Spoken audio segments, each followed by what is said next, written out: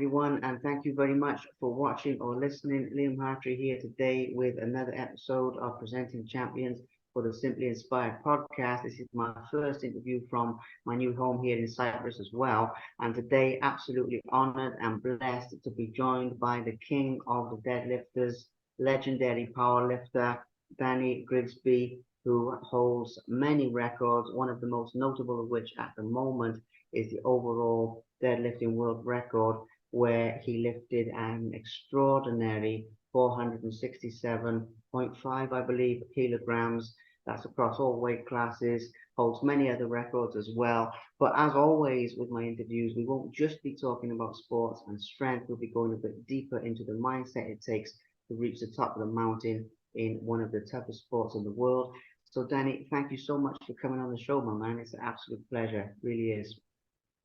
Thanks, man. I'm excited to get started. Yeah, absolutely. So you were saying just now before we started recording about how everyone has their own path in strength sports. I really like the way you put that across. It's not the same for everybody. It's different for different people. Now, I don't always start at the beginning, but I think with yourself, we will start at the beginning because now, you're king of the deadlifters. You're known around the world. You're one of the best in the world. But obviously, your life wasn't always like this. So if we go back to where it all started for you in terms of lifting and your initial inspiration, let's start there, please. Yeah. So growing up, I started lifting. I believe it was 12, 13 years old. So one of those years, somewhere in that time frame. And I did multiple sports as a kid. I did basketball, American football, track and field, and baseball. Did football 8 years, track and field 7 years, baseball 5 years, basketball also 6 or 7 years. So I had a lot of, did a lot of different things that obviously started working out to get in shape and prevent injuries for those sports. And, going into high school, I mainly did track and field and football. Honestly, it's funny because my favorite sport looking back, I was more successful in football. Like I wasn't great at, well, I was okay at track. I did the sprints, but I just loved how it was an individual thing because every other sport I did, and there's nothing wrong with a team oriented environment, but it's like when you give all you can give and that's not enough and other people could have done more or like it doesn't fall upon you, that got frustrating to me. And from there I tried a year of college football, a smaller school. It wasn't a huge school of football. And then I came to realize I enjoyed working out and training for football more than football, actually enjoying football. And because in high school sports, it's fun. You're competing with people you grew up with, more or less, if you live there for a period of time. And obviously, once you get to the next level of any sport, more serious, a lot of film room practice.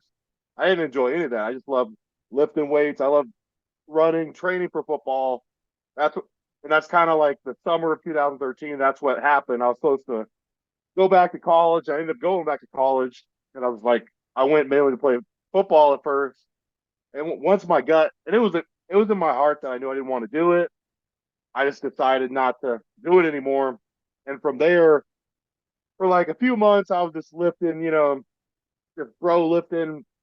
And then, 'cause I'm from Corvallis, Oregon originally, the state of Oregon in the United States. And at our gym, they were going to have a powerlifting meet. It was, I believe it was August 2013.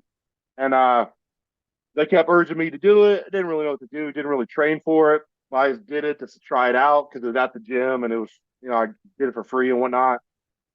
And I ended up liking it. It was kind of like it replaced that void that I had from other sports, the competitiveness, dialing things in, working on yourself. But at that point I didn't know it'd ever turn into this. So then I started doing powerlifting and about a year and a half later I joined the military, the United States Marine Corps.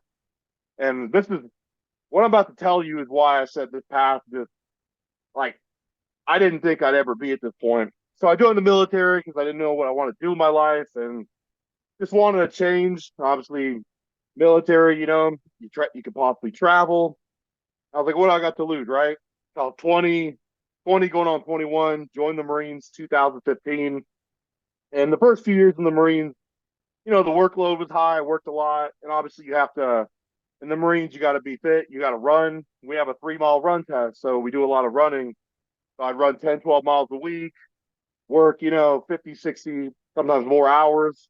And I was lifting at that time, but it was hit and miss, because a lot of people tell me, if you're in the military, can you power lift to compete at a high level? I mean, to a degree, I guess, depends on what you say high level. But my first from like 2015 to late 2018, I wasn't really improving much because I mean, if I run 3 miles in the morning, work 12, 14 hours, and then I'm trying to squat or deadlift heavy, I'd always have to lower the weights a lot of times because I'm like, I'm warming up, my back or knees are beat up.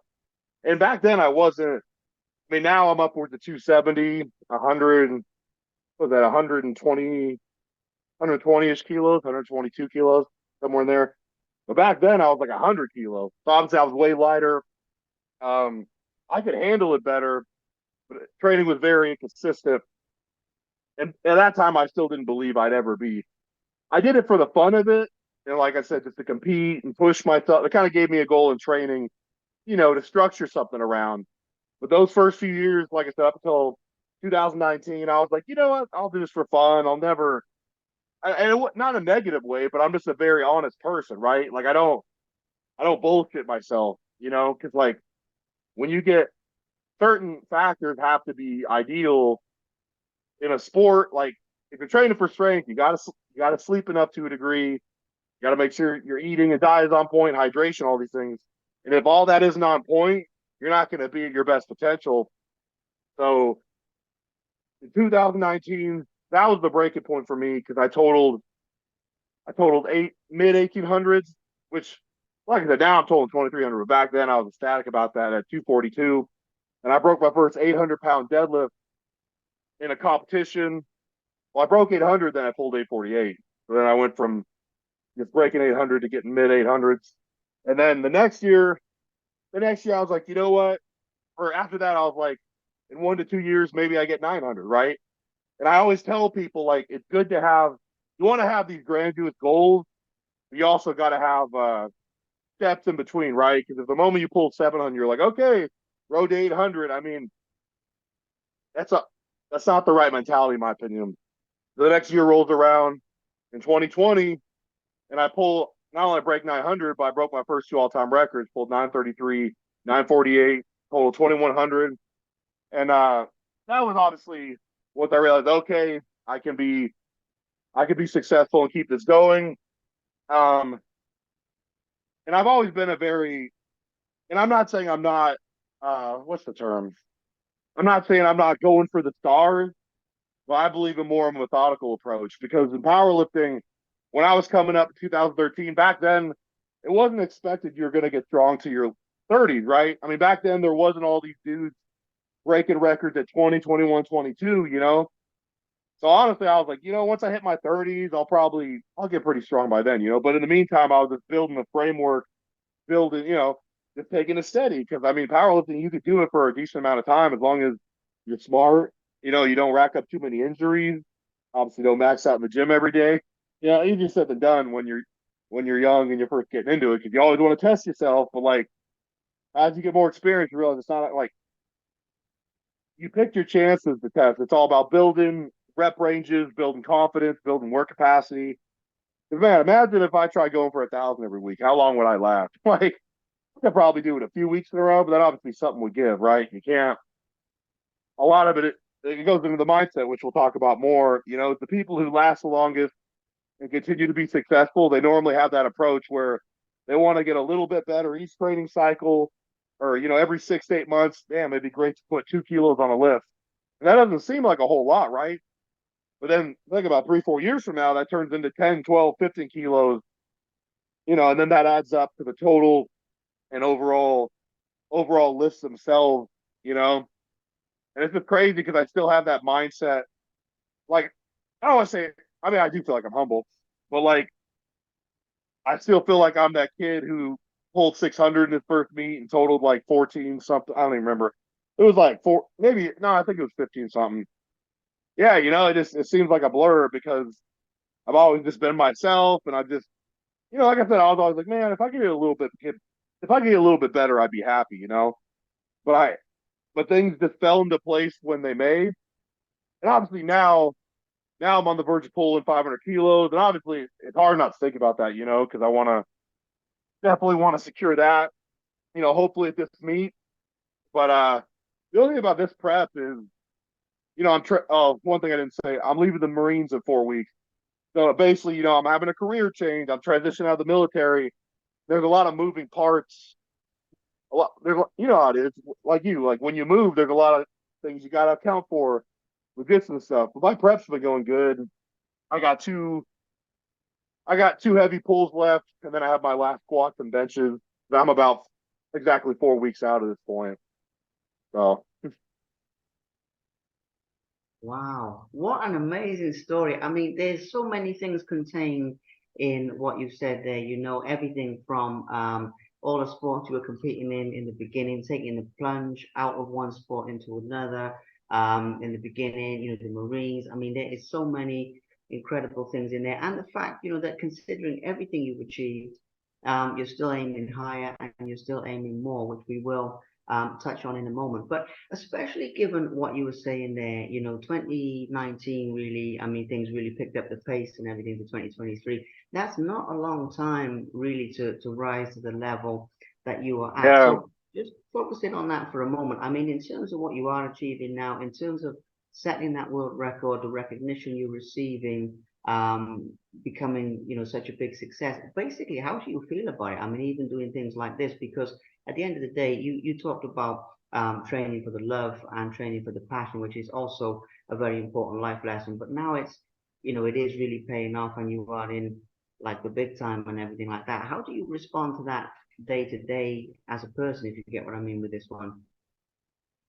yeah, it's definitely changed things. I mean, I go to a lot of different gyms, and usually there's someone at that gym who recognizes me, asks for a picture, and says, "Hey, what's up? You're Dan Griggs." My Instagram handle, Dan Griggs. I mean, my full name is Danny Grigsby, but it used to be Danny Grigsby _3, but then I changed it to Dan Griggs because it was just kind of more catchy and synonymous. Uh, yeah, I try to not. That's the problem is when you get a little bit of success, a lot of people, it kind of, it's the same as if you you win the lottery, right? Like that could change you if you don't stick to your values and who you are. Like I said, I love it. It's been great to have all the success I have, and I hope to have a little more success. I believe I will. Yeah, but even when I treat people like, I go to gyms, I don't look down on anybody because in my mind, I was that person 5, 6, like not even 4 years ago, just hungry, wanted to get better, didn't know what the future was going to hold, but I believe how you treat people says a lot about you. I'm always, if anyone asks me for advice, I don't, as long as it's not like right when I'm about to do a set, like I'll give people my advice. And a lot of times too, it's funny, the advice I give to people, it's almost like wisdom. It's like I tell people when I was in your spot, it's not even technical advice, just like how they should go about training. And I think social media, it's good and bad, right? But it's great because you get all this acknowledgement, and a lot of people get shouted out. But then it's like it's twisted perception now, where a lot of people think if they're not incredibly strong by 2021, 22, then they're not going to pan out. And if I had that mindset, I would have quit already because at 22, 23, 24, I hadn't really reached. It took 6, 7 years to become an overnight success. Like, and I tell people that because no one knew me. Like 2019, I had like 1,000 followers, right? No one, I don't know, it was a few thousand, I don't remember, but no one really, not a lot of people knew me back then, so they didn't see what I was like. You could scroll back down a bit and see my post kind of from then, but it was different in the moment. Like people, I felt like I had some potential, and people would tell me that, but not a lot of people were saying, like, how could you have known back then that I would become what I am now? That's why I always tell people, man, you don't know what you have until you not just give it your all, but stay consistent with it. Because it's going to take a period of time to figure out the lifts and gain some ground. And like I said about the factors, that was one of the things that changed in 2019 on is I got better sleep. I'm a plumber. I'm a plumber technically in the Marines, but come 2020, I'm in Washington, D.C. now. I was in San Diego before at a base over there.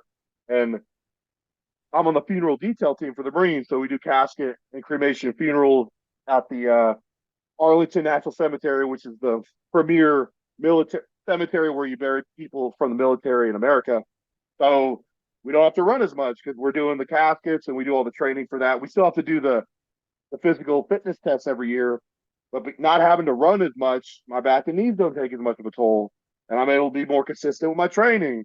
And this is all these things; those things add up, you know. Like you can get strong. Like I said, even when I was running 10, 12 miles a week, I was getting a little bit stronger, but I would have never gotten to where I am now if I was still in that same situation, you know. It's almost like fate because I don't. If I didn't come here and be put in this situation, I don't know if I could have still kept improving while in the military. Yeah, it's funny how things pan out and you don't know why in the moment. But looking back, I was like, damn, all these things just so happened to happen, and it definitely was better for me in that way. Absolutely, yeah, it makes a lot of sense, and there's some fantastic life lessons in here already that people can apply to basically different dreams that they're pursuing. I mean, obviously, if it's strength and people take advice from that, that's amazing. But there's also some things you've said that really, I think, feed into other things people are chasing, whether it's another sport, whether it's education or business or whatever. Really, really powerful stuff. Now, one other thing about that before we go to the future and look at what you want to do from here. With your world record, I said at the beginning, 487 kilos, 1,074 pounds. I was trying to think what that is in stone. I think it's about 76, 76, 77. Anyway, massive, absolutely massive for us mere mortals like myself. Now, I'd like to look into that from the point of view of mindset in terms of what was going through your head before um, and possibly during and possibly after. And this is very much from the point of view of it's what people don't see because I've seen or I've read somewhere after one of your very big lifts, I'm not sure if it was that one, you came away and you said something along the lines that you could have done even better, you could have aimed even higher or something. And I read that and I thought, wow, okay. This guy's got the ambition. But in terms of how you mentally prepared for that lift, what's going through your mind during it, what's going in your mind just after. And people see the lift, if you get what I mean, but people don't see what's going through your head in a moment as big as that obviously went all around the world and people know about everywhere in the strength world, you know? Yeah, so mindset's a very interesting thing, you know, because I think I figured this out early on because I did so many sports as a kid. I was exposed to so many situations where I was under pressure, where things were on the line. Because I found out early on, mainly from football, because you know your fight or flight, your adrenaline, that could be to your advantage. But if you zap it, like I used to get really bad anxiety before football games, and it's almost like it would just my energy would just crash because you know it would zap the hell out of me. And then in powerlifting, early on I had the same thing, but I think just when you do enough competitions, you just start to get I wouldn't say comfortable, but you start to understand how your mind and body works. Like I do visualization, you know, like a few times a week. I just like close my eyes and then I just imagine the sights, the sounds, the feels, like at the meet or just if I'm about to do a big lift, like what I'm going to get exposed to, right? Like the head judge is there, you got 50, 100 people, whatever. Um, when you go to a meet, it's easy to overthink, but you got to just, it's almost like you're shutting your brain off because you have to trust your training and you just, it's like muscle memory, right? You've done all these reps. You just got to, you obviously still think about a few cues, but you can't think about too much because then it's going to slow down your mind. And I've gotten really good at me. I just trust myself. I've learned to trust myself. And like I said, it's almost like a trigger. Like I just know, okay, it's about to happen. I'm just going to shut off my brain and trust my body to do what it's programmed and trained to do, however you want to put it. Um, because even at the pro last year when I did 980, then 1,030, then 1,074, I almost was treating it like another attempt. Obviously, I was putting intent. I wasn't acting like it was 135. I'm not saying that, but feed off the crowd in a way. I feed off the environment, and I just use that to kind of carry me almost to another level. Like I said, once you learn how to control your nerves, and it's almost like you learn when to let it unleash in a way. But honestly, I believe like we've heard stories, like you probably heard the famous story, a man or a woman, boulder falls on top of them, and they push like a 6, 7, 800 pound rock off of them. Obviously, they break multiple bones, but because of the amount of adrenaline and fight or flight, it gave them the superhuman strength for a short amount of time. So that's kind of how I see it. Is like if you could control it, it could be like an asset.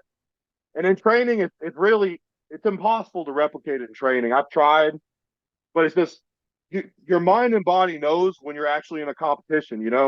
In training, you could act like, oh, I'm at a meet, but it's just not the same. Like in training, I'm not saying it's like it's just practice, but I don't get the same hype. But then when I go to the meet, it's like your stomach starts churning. You're like, oh shit, this is it. I'm actually here. This is real now. Um, yeah, because I mean, the heaviest I've ever pulled in training is 1,003, and I do believe deadlift more than anything. You save the big one for when it matters at a meet. Like I don't like if you want to pull 700, I don't think you should pull. If your goal is 700, like pulling 700 in training, even if you get it, I mean your CNS, depending on when you pull it, your CNS is still not fully recovered potentially, and all these factors. So, and that was a hard thing for me for the longest time. This is when I realized the importance of that. So in 2019, when I first pulled 800, my last heavy pull was 780 and it moved like that. I'm like, man, I'll be lucky to get 800.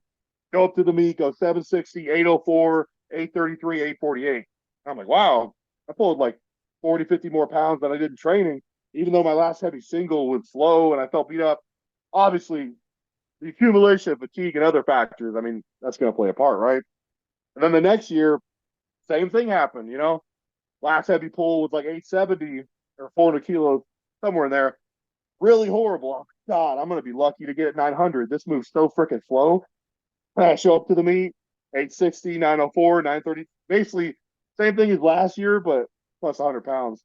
So, those, well, like I said, enough training experiences, I'm like, okay, like I got to trust myself.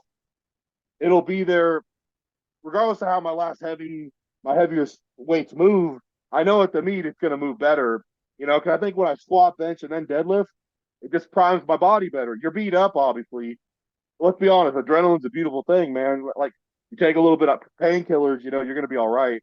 Now, I'm not saying abuse them, but like at my last meet, my friend, he's a medic in the army, and he gave me after squats, he gave me a little IV drip with fluids, but also Turidol, and Turidol kind of makes you. It's almost like not a muscle relaxer, but makes you feel good. You're not loopy. I'm not saying you're like but yeah, that helped me a lot because when I deadlift, I'm not too aggressive, because I'm sumo, because I'm water stand sumo, and I'm kind of methodical. Like if I'm too aggressive and I just jerk the weight, that never helped me. I know a lot, but some people benefit from getting in that aggressive state, And I've seen a lot of stories of old school lifters, like they think about, I don't want to say some trauma, but they think about something in their life that brings forth this, mindset that they need to have. But I'm normally a pretty even keel lifter. Because I tried that for a while, because back in the day, a lot of the lifters were like that. I was like, oh, I got to get aggressive. I got to get mean to lift heavy weights because that's what, back then on YouTube, all the guys, that's what they were doing. But it would always just throw me off because if I'm too aggressive and I misgroup a weight, then it doesn't matter. Like if I'm squatting and then I pitch forward for some reason, well, guess what? Your strength is kind of out the window because you're basically turning it into a good morning. So I've learned to kind of be like, inside I'm building up. Inside I'm really dialed in. I just don't show it. You'll see me and I look just kind of calm, whatever. And I'm hyped up in my own way, but it's not through pure aggression. It's not like, ugh, like I'm not like I'm not one of those dudes who yells and just like headbutts the bar and all that. Yeah, it makes a lot of sense actually because it's all about channeling your energy in the right way, isn't it? I mean, I can understand how that feeds back into what you said about the nerves and everything as well, and like, not burning yourself out too quick. It's the same sort of thing with that sort of high energy, channeling it, honing it in the right way. It makes a lot of sense. And obviously you touched on the painkillers and all that type of thing there and methodology for that. But on a mental level, how do you push through that? Because in order to get to the elation of, you've done it, you're on top of the world, that's a world record. And as I've said earlier, that's gone all around the world. Obviously, when you lift, I mean, from watching it's pretty quick, but I'm sure it doesn't feel that way when you're Oh, it actually, doesn't.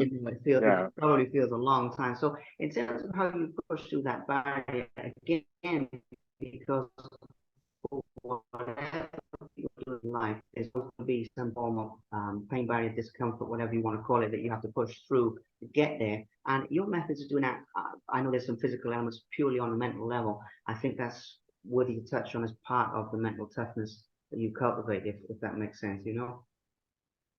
Yeah. So before I say it, so basically just you're saying like when I'm in any pain or discomfort or when I'm beat up before a lift, like how I Yeah, mentally kind of overcome that's it. that. Yeah, Yeah. it's and I said I'm kind of gonna be beating beating a dead horse a lot of ways, but a lot of this comes from experience, because I'm not gonna lie, my first few meets, I get in my head. I got in my head a lot the first few meets because you don't know what to expect, and like I always tell people, like after squat and bench, going into deadlift, you're gonna feel beat up. There's no, I mean, unless you do like a poke, like unless you just squat and bench 50% each and then deadlift, you're gonna feel some kind of stiffness, soreness. Um, it's such a weird thing because every meet I warm up for deadlifts, and I feel kind of like, oh, this doesn't feel good. And then I start warming up, it gets a little better. But then it's like when I go from the warm up room to the platform, like I said, it's the crowd and just the ambiance, especially with the meet I did last year. There was like 1,000 plus people. So it just kind of like you forget about that pain and you forget about that, oh, I'm beat up feeling. And once you go out there, man, it's like it's game time. And once again, it comes back to like my experience in multiple different sports. It's like I know I know when it's time to go, I'll be ready and I can push through it. It's just experiences and experiences. And I just tell myself once it's over, I can like I tell myself within a half hour this is gonna be over. So then suck it up. Like not suck it up. Like if you're severely hurt, I'm not saying push through an injury, but if you're feeling beat up and you're feeling run down, and obviously a lot of these meets they're 6 plus hours. So by that point you're kind of drained mentally too. Uh but that's where, like I said, I feed off the excitement of the crowd, the environment, the announcer yelling your name, all these things just kind of like help me forget about, okay, I'm feeling pretty beat up right now, but I have 1,000 plus people watching me. Like I gotta show out right now. And yeah, like I said, adrenaline is a beautiful thing if you know how to channel it. And I feel like to an extent we're all still primitive in a way. Obviously, we've all evolved depending on what you want to believe, but we still have that in us. You just got to know how to tap into it. And it's like I've seen Eddie Hall, he worked with a psychologist. I don't remember, but I mean, that's in the future, I might want to do that. Even though I do visualization by myself, if I get with a sports, whatever the term would be, like a sports person who specializes in the mental game, because it's so crucial. Because a lot of times it's very easy to fall astray in your mind, but your mind is everything because, you train for however many months and you could derail yourself very quickly at a competition, with a negative mindset. Yeah, it's so huge and you hear it all the time. You hear all the cliche ass quotes on Instagram, Facebook, YouTube, whatever. It's all in your head. Like the mental game is 80% and the physical is 20. It all sounds corny as hell, but you could be in the best shape of your life and still not have a great meet if you don't. If a little adversity happens, how are you going to react to that? Let's say like one of your squats or benches or deadlifts didn't go as planned. Your first attempt moved slower than it normally does. Maybe you were out of position. Maybe you just didn't set up correctly. Is that going to get in your head, or are you just going to kind of just push it aside and be like, okay, I'm just going to execute this next attempt? These are things I've just learned, like I said, the last 10 years from competing enough, valuable lessons from every time I compete. I take something away. Okay, next time I know what to do in this situation because I've already been through it. Absolutely, yeah. I mean, that aspect of the continual improvement as well. There's some real gold dust in what you're sharing here so far. Now, something I want to go back to that you said earlier is obviously the future plans, because even with everything you've achieved, you still want to do more. You still want to increase the weight. You still want to reach a higher level. Now, lifestyle change going to come into this. You said earlier about leaving the Marines and everything, and your circumstances change in that way, so that might factor into it. But in terms of your future plans from here and what you'd like to achieve, but again, feeding that into the mindset of basically never being satisfied of the fact that you haven't found your limits yet, however you want to sort of term that, you want to keep pushing, and to go deeper into that process of continual growth, continual improvement, sort of from the mindset point of view, but also just basically what you want to do next. I mean, just to get a feel for however far forward you want to go in time. That's entirely up to you, but the things that are lighting your fire from here, basically. Yeah, so when I get out, just career wise, I've already started online coaching on a small scale, but I'm gonna beef that up. And then I want to train people in person too, because I love like the in person, the in person element as well. And then, I mean, for goals, obviously, that's an interesting thing because I think when I get out, it'll definitely help my training some, especially in squats, because squats for years, like even this year, I had to take 6, 8 week periods off from really squatting because I had to prepare for my 3 mile run test, and I can't squat heavy and prepare for that. That's without heavy I am. I mean, long term, let's say years from now, I'm thinking squat like 400 kilos and sleeves will be great. Like I really think because once I think squatting year round with intent, I definitely think that, and then bench like 520, 530, and then the deadlift will be interesting because, like I said, I believe 500s in my sights, but then after that, it's just like an unknown territory, Like I remember, like I said, when I pulled 800, I was like, it'd be cool to pull 900 in 1 to 2 years. And when I pulled 948, I said the same about 1,000. 1 to 2 years if I could pull 1,000. And then when I did 1,025 last year, I was thinking, 2 to 3 years, maybe 1,100, but we'll see. That's pretty astronomical. So it's kind of like it goes back to once I do the 500, whenever that is, if I could just get a little bit better. What I've noticed is when you try to overreach for something, or let's say if you say I want to put 50 pounds on my squat in like 10 to 12 weeks, even if you do that, you're gonna overreach. You're gonna probably overtrain and overreach to the point where you're not gonna have anywhere to go from there. Like I'd rather, like I was saying earlier, I'd rather put 2 to 3 kilos on my lifts every 4, 6 months, like improve, but know I have more in me, and not make sure I stay. And that's the thing too, is making sure you stay healthy. Because a lot of people go glimpses of, like a lot of people get to a high level, but they don't last long because that's the thing too, is once you see some success and you break a record or two, like an all-time record, you want more, right? And you start pushing harder and harder, and you start training heavier. A lot of people, but you got to know because there's periods of time where I don't post much on Instagram because I'm training lighter, and I know, I mean, if I'm deadlifting 700 to 800 pounds for reps, that's not glamorous because my max is over 1,000. But I know there's periods of time where I need to just lighten the load, focus, on technique fundamentals, and give my body a break because you can't. I mean, I can't lift 900 to 1,000 year round. That's not sustainable. You got to go in waves where like different preparatory phases. Like, um. So yeah, I mean, I think I think mid 1100s could possibly be there when it's all said and done. Because I mean, I'm 29. I think I'll do this till I'm 34, 35 probably.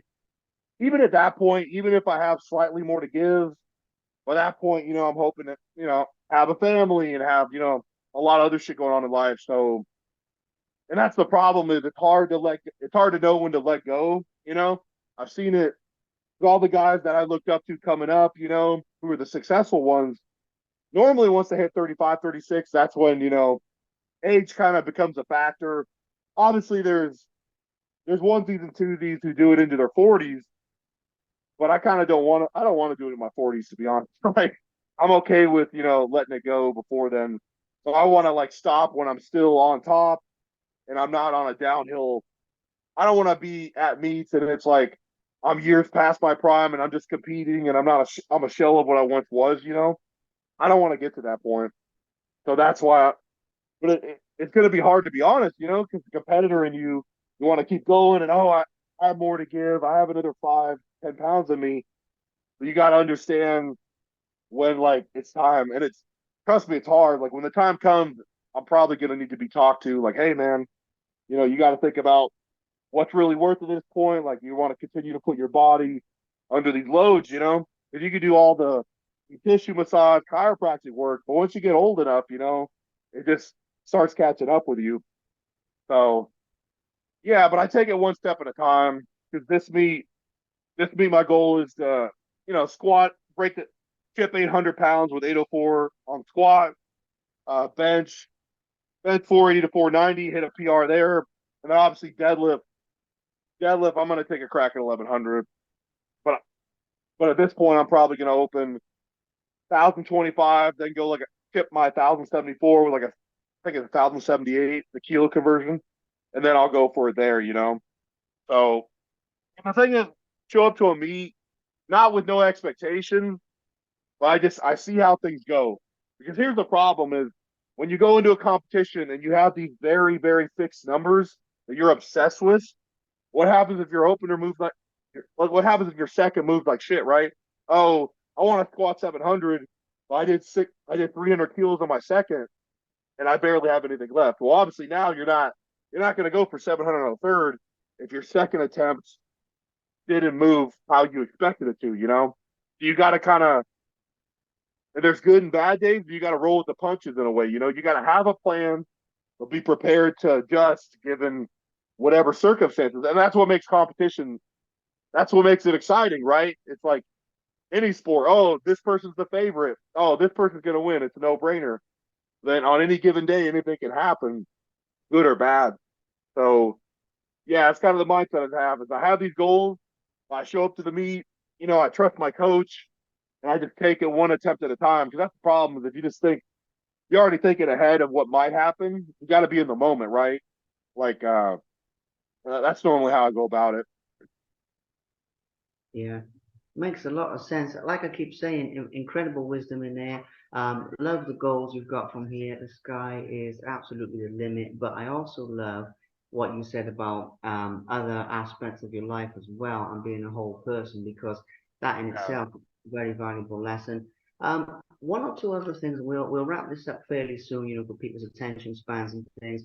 Before we do, one of the things I think that will really come into this with you, one of the mindset topics I'd like to touch on is the the element of focus, which is something you've been many years. And what I mean by that is, say, even from this point forward now, you know, you're looking to like, okay, 34, 35, whatever it is. During that time, I've got a timeline on this. Yeah, we never know what's going to happen, okay, but I've got a rough timeline on this. When it comes to eliminating things from your life that could be like a distraction and everything, there's one other thing I wanted to touch on with the mindset because it's so valuable in the world today where people have got things coming at them from every angle. You know, we got all the social media stuff and all these different apps and all these different, and it's like, you know, it's harder now to sort of streamline your life and say, right, this is exactly what I'm doing, and some of this other stuff got to fall by the wayside.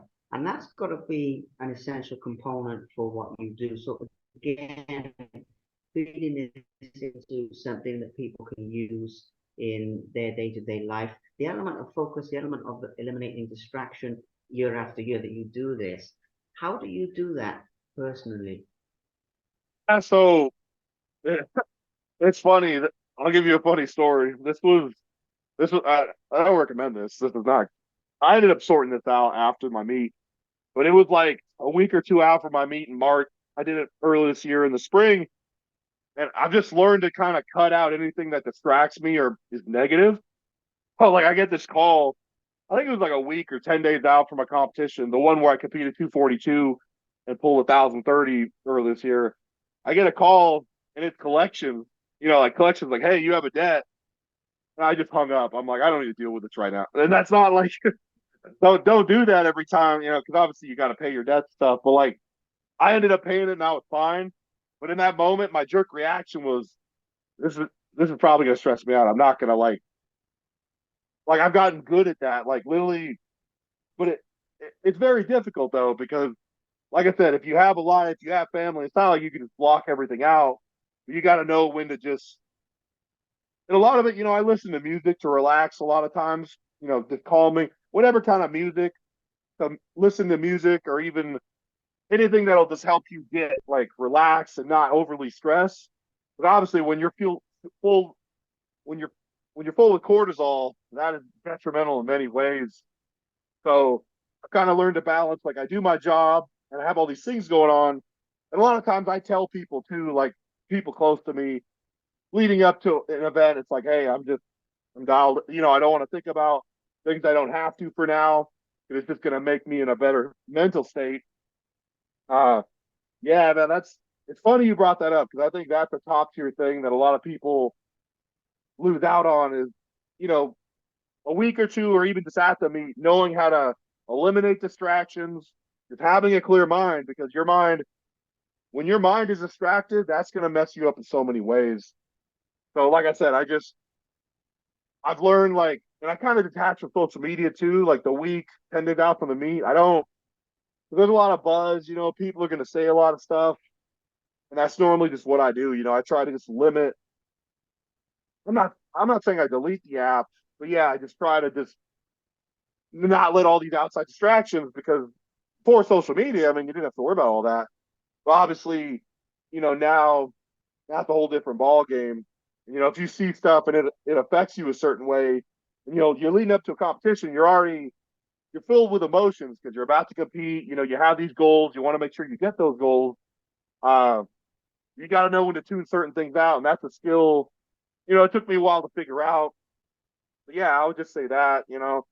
Like for some people, reading, listen to music, things to help you just get your mind at ease leading up to a competition, limiting interactions with things that are gonna like take away from you or just make I don't know, I want to say frustrated, but like I said, anything that will spike your anxiety or get you stressed out, try to limit interactions with that leading up to a competition because after the competition you can mend all that stuff, right? But if you get in your head too much and then then the 3 months training for this prep is all for naught just because of all that, you know, I never want that to be the case. So Absolutely, yeah. I mean, it's powerful advice. Again, it's really something that was really sort of jumping out to me, if you get what I mean, about as you were talking, thinking, man, the focus that this takes, it's just next level. And yeah, we all have to do it. We all have. I do it in my own life, and I eliminate distractions. But if there is anything around, it's going to be a distraction. I make sure it's something to do with the goal I'm working on. So if I sit down on yeah, on a couch or something, there's a book there. I'll make sure it's a book about, say, interviews or something I'm working on, not about something else. And between yeah, those two things, you can work it out. But it's great advice. So we'll wrap this up shortly. Obviously, you mentioned earlier about coaching people and sort of helping people in that way. You mentioned about your social media. Obviously, that's blowing up. So a lot of people know where you are and you're not hard to find. But for anyone who is hearing this and thinking, okay, I want to reach out to Danny, ask him some advice on lifting or on life in general, or obviously the coaching side of things, best ways to get in touch with you, give yourself a little plug there, please. yeah. So Instagram is Dan_Griggs, and I haven't posted on Facebook in years, but I'm gonna start testing out the coaching. I see the importance of using multiple platforms to post content. So my Facebook is just Danny Grigsby, and you'll tell it's me because I'm afraid I'm not hard to recognize. But I mean, it's crazy. I used to have a beard and stuff. There's a lot of pictures on there pre-military when I looked like an Amish like bushwhack kind of dude. Um, yeah, mainly Facebook and Instagram. I might. I thought about TikTok. I don't know, man. I might get someone to help me manage them. If trying to post on multiple platforms, it just gets like. That's why I just stick for the longest time. I just stuck with Instagram. You know, like there's people who love the social media and posting on all these different platforms, but yeah, for the most part, I've just been on Instagram. But yeah, Instagram and Facebook. Absolutely, yeah. I mean, it's something definitely to benefit people, whether they're just watching and getting inspiration, or whether they're interacting and getting inspiration. Either way, I love when you see your Instagram and stuff, how authentic everything is. on there. You know, I mean, you can tell, and obviously talking to you now, you can tell that that's really you doing your thing, and it's absolutely awesome. So I'd like to thank you for your time. I mean, we touched on some good topics. Bear in mind at the beginning, I was aiming for that sort of, you know, fun stories from the lift, and then the deeper stuff with the mindset, and we've got both of those, and then some. So very, very happy. I'd like to thank you very much for taking time out of your morning and just being such an open with this basically and sharing so much about your life. Thanks, man. I appreciate you having me on. It's been an honor. Absolutely. Well, you enjoy your day. Thank you again, and take care of yourself. I'll definitely be cheering for you with those future lifts as well and everything 110%. But yeah, thank you for your time and have a great day. Thank you. Awesome. You too. Thank you. Take care. Bye. Thank you very much for watching. Please subscribe to the Simply Inspired YouTube channel, and there'll be more videos coming soon.